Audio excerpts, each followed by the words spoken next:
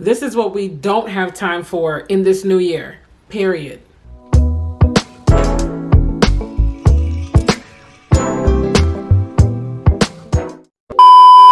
Hey dolls, welcome back to my YouTube channel. If this is your first time here, welcome to the Del Doll fam. And if it's not your first time, you already know I'm glad to see you back here, doll. So before we dive in, I do want to tell you guys that this month, January, is dedicated to self-development month. You know, because it's the first month of the year. Like I said, we're all pretty much in optimistic and good spirits. And so it starts with us. The changes that we want to see start with us. And so every video this month is going to be dedicated to your self-development in some way, shape, or form, whether it's tips, a rant, whatever, but that's what it is. So today I did want to talk about 10 things that we're not bringing into this new year, like period. We just don't have the time for it. And like I said, if you want to see a change, these are things you really have to commit to. We can sit around and say new year, new me, all you want to say, but if you don't commit to the changes and you don't leave these things in the past, it's going to be new year, same you. So we are going to dive right in. Now, don't forget to hit that subscribe button down below and hit that like button so that you don't miss any future uploads and that you can keep in touch with me. I want to see you here again. All right.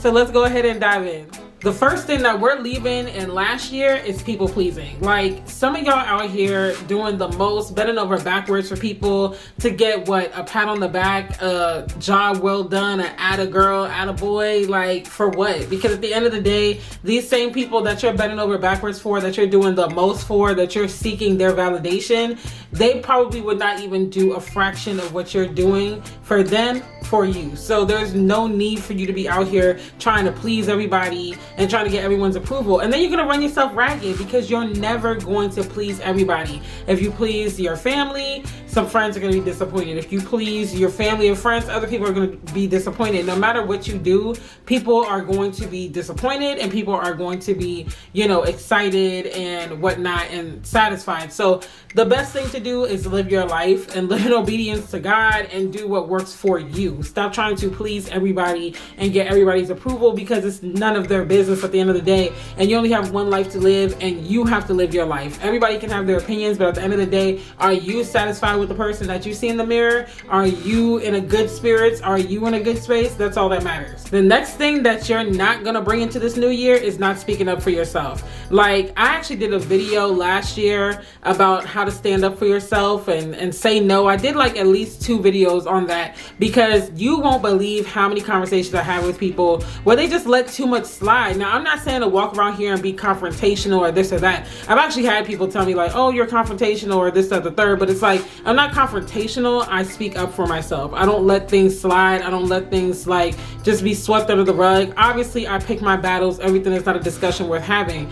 But if something is offending me, if something is making me uncomfortable, I'm going to say that. Like, why would I sit here and continue to sacrifice myself for the sake of not seeming confrontational, quote unquote? Like that literally makes no sense because you're bottling up and internalizing all of these emotions that you have. You're replaying the incident over and over in your head. And you could have easily just addressed it in that moment. But instead, in order to save face and to not look confrontational, you don't say anything and you let people run all over you and walk all over you. No, nip that in the bud. Like you're a whole adult out here. Communicate and let people know how you feel. Again, with tact and with respect. I'm not saying you got to be out here calling people out of their name and neck rolling and all that. You ain't got to do all of that, but you can definitely address and say like, hey, like I was actually offended by that, or I found that to be disrespectful, this, that, the third. If y'all need a video on that, comment down below and let me know because I literally got like training and a degree or partially on these type of things. So I definitely have some tips to help you out. If that's what you need, just let me know. Another thing that we're not doing in 2022 is holding on to relationships because of history. I cannot tell you how many people I brought with me into seasons where they had no place being in just because of history, you know, and it can be hard to let go of that sometimes because you're like, oh, well, we done been through so much together. They were there for me 10 years ago when I went through this situation. They gave this and that to me when I needed it. And trust me, loyalty and acts of service are a huge deal for me. Like acts of service is my strongest love language. So if if you have my back, if you're there for me at any point in history, I'm gonna be loyal to a fault. And like I said, loyalty is a big deal to me. So you got me, and I don't play around with loyalty. But at the same time, it's like sometimes your loyalty is the very thing that's damaging you and hurting you and hindering you, because you're so loyal to this person because of a period of time that y'all shared together, where at that time maybe it was fruitful, maybe it was edifying, maybe it was purposeful, but now you're dragging them along with you, and they're ending up just hindering you, and you're dragging all this baggage with you because of history. You know, it's like you can't bring everybody with you. Everybody can't fit in the limo, everybody can't fit in the whatever bus, whatever mode of transportation you want to use. But you know, some people are gonna have to be left at the last stop, and that's just what it is. Like, their season is over with. And so stop bringing people along with you just because of history. You know good and well that relationship has been strained. It don't even feel right anymore. It feels awkward. It's off-putting. You don't even look forward to talking to them. Like, when you see their name across your phone, you roll your eyes, you take a sigh of exasperation, and you're just like, why? Like, you know, let it go. Please let it go. Leave them in the past. You had a good run. It's time to move on. You know, it's a new season. The next thing that we are not doing this year is overanalyzing things. Okay, some of y'all have such a bad case of analysis paralysis. You guys will read every book, attend every conference, buy every course. I talked about this in the past. And while I'm here for learning, while I'm here for research, while I'm here for benchmarking, you know, all of that, like really just making sure and discernment and all that good stuff, like at some point you got to take the leap. Some of y'all have been researching business plans that you want to do for the last 3 years, and you have yet to start. You know, you're not going to really find every answer that you need to find until you actually dive into the pool, put a foot in front of the other, and just start doing what you need to do. That's when you'll kind of like realize, oh, let me research this, let me look this up, oh, I need to do this or that. Like, some of y'all have been masters of research, and nary a plan has been executed. Like, I need y'all to stop overanalyzing. I need you to just take a dive, okay? Just go ahead and take a step. It's like, you know, even though this is very minute, but I always joke with my sister, and I say that she gets menu anxiety, because whenever we go out to eat, I'm pretty much a one-trick pony. Like, I know the flavors that I like, the textures, the foods, you know, I don't stray too far and deviate too far from the usual per se. But my sister would sit there and really comb through every item, like really, you know, really try to think about it. Like, and I'm just like, what do you want to eat? You know, especially at like a fast food place like Taco Bell, I'm only going to get one of like maybe 3 options. So I'm like, boom, we getting this. It's a chalupa today. It's a, you know, a crunch wrap, whatever I'm in the mood for. So as soon as I'm pulling up, I already know what I want. But she would literally sit there and stare at the menu like she hasn't seen this menu all her life. And I'm just like, what do you want to eat? Like, you know? And so, like I said, that's a very minute example. A lot of people have menu anxiety, especially at a place like Cheesecake Factory. Their menu is like a whole book. Okay, so I can understand restaurants like that, like take a minute, digest it all. But even then, I pretty much know what I want. Like I said, I'm a one-trick pony. But stop over analyzing other things, you know? And I get it, like you're starting a business or you're looking to buy a house or whatever. Like, I'm not saying don't research and do your due diligence. What I'm saying is stop crippling yourself by over analyzing, overthinking, because at the end of the day, it's a faith walk as well. Like, you want to have all the answers. You want to know how every nook and cranny, every twist and turn is going to work out, and you're hindering yourself. So stop doing that. The next thing that we are not doing this year is tolerating people's nonsense. Okay, like, you know when someone's trying to run game on you. You know when someone is playing you for a fool. You know when someone is lying to you. Like, when you get that gut feeling, you get that intuition, and you're like, they're definitely trying to play in my face. You know, they're definitely lying to me. They're definitely disrespecting me, or whatever the case may be. Nip it in the bud. Do not tolerate it. Like, why would you continuously put yourself through that turmoil, that stress, that anxiety, and all of the stuff that comes with it, just so that, again, you don't sever a relationship or you don't come off looking a certain way? Sometimes it's time for that person to go. Anytime someone is doing nonsense in your face and they repeat, especially if they repeatedly do it, it's time for that relationship to end. You know, stop being fearful that you're gonna lose that person. Like, they're probably more than likely replaceable. If they have the audacity to disrespect you and play in your face like that, that's not a relationship you need to be upset about losing. So stop tolerating the nonsense. Stop sweeping it under the rug. address it and let it go. Okay, like stand up for yourself, have a little bit more self-respect, that you're not going to just sit here and deal with the nonsense, because at the end of the day, you teach people how to treat you, and you make the decision on what you tolerate or not. So if you're continuously participating in the circus, you need to do some self-reflection and get to the bottom of it. Why do I keep tolerating their mess? Why do I keep running back to it in some cases? What's really going on? Let me get to the root of the matter. The next thing that we are not doing in 2022 is self-sabotage, okay? Now, if you're being honest with yourself, you might have exhibited some behaviors that honestly were the reason why certain things didn't come to pass. Like, it's easy to point outwards and say, oh, it's because that happened, or because this person did this or that or the third. But when you got to look at yourself in the mirror and say, you know what, my procrastination is keeping me from reaching my long-term goals. My, negative thinking is keeping me from achieving what I want to achieve. My self-doubt is crippling. And that's what self-sabotage is. It's keeping you from accomplishing long-term goals that you have. And a lot of those behaviors, and that's just the tip of the iceberg. There's many behaviors and things like that self-sabotage, but deep down inside, you self-sabotage because you lack self-esteem and you feel like you don't deserve what your goals are. And I know I just snapped some edges with that one, but hey, it's tough love, it's honesty, and I'm not talking at you. Honestly, some of these things are things that I've done myself, because I didn't feel like I was worthy of a thing or a relationship or a person or whatever. I self-sabotage. So I did things purposefully and almost subconsciously. Like, you do it, you're doing it, but it's like you don't want to do it, but you still find yourself doing it, if that makes sense. I know that was probably confusing, but it's like you're self-sabotaging, but then you look up and you're like, dang, like, how come I can't accomplish this goal? How come I can't have a healthy relationship? How come I can't, get this business metric off the ground? How come I can't commit to this diet? Like, what is going on? Because deep down inside, there's some self-esteem issues. There's some lack of self-worth. There's some internal things going on that you haven't addressed. And so you slap goals on it and like a Band-Aid, and you think, okay, once I accomplish this, I'll be good.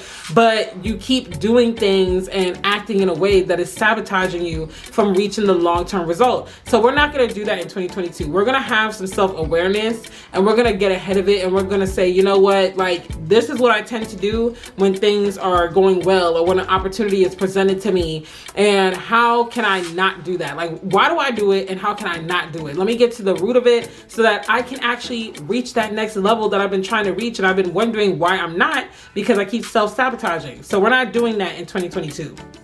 The next thing is toxic positivity. I cannot stress to you enough how much toxic positivity irritates me. It really grinds my gears. And for those who don't know what toxic positivity is, it's basically like this notion that you always have to be positive, like invalidating people's feelings of hurt, of sadness or guilt or shame or whatever, and always just wanting people to just buck up, just be in good spirits. If you've been following me for any amount of time, I've shared a story about a guy I used to date that was like that. Like, I shared some deep, dark things of him that were really hurtful. Like, let's say, for instance, a relative passed away, and instead of comforting that person, it's like, oh, well, it's a part of life, like, buck up, there's no point in being sad about it. And it's like, what? Just like, that makes no sense. This is a big situation, but it's that kind of thing. So we're leaving that in the previous year, because honestly, like, we need to give room to people to feel. Like, the whole toxic positivity thing, and I did a live stream on it on Instagram. I don't think I did one on YouTube, but maybe I will. I can't remember, but if I didn't, maybe I will.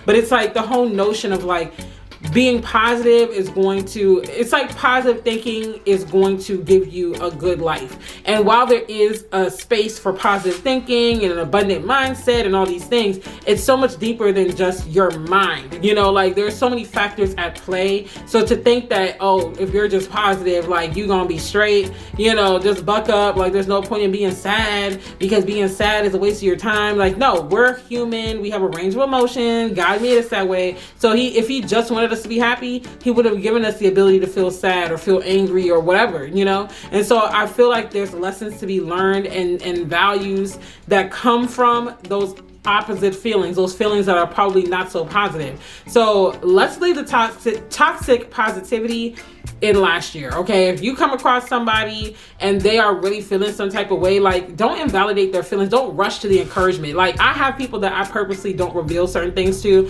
or the whole thing to, because I know when I tell them, they're just gonna be like, oh well, God is good, keep your head up. Can you hear what I'm saying? Like, did you just hear what I said? I get that, I know that, but in this moment I need to grieve. Okay, like, even in the Bible people grieved and God allowed them that space, you know, like, relax, I'm good, I'm not gonna stay here, I just need a moment, relax. So let's leave the toxic positivity alone, at least around me. Don't come to me with that. Like, I'm telling you right now, please don't come my way with the toxic positivity.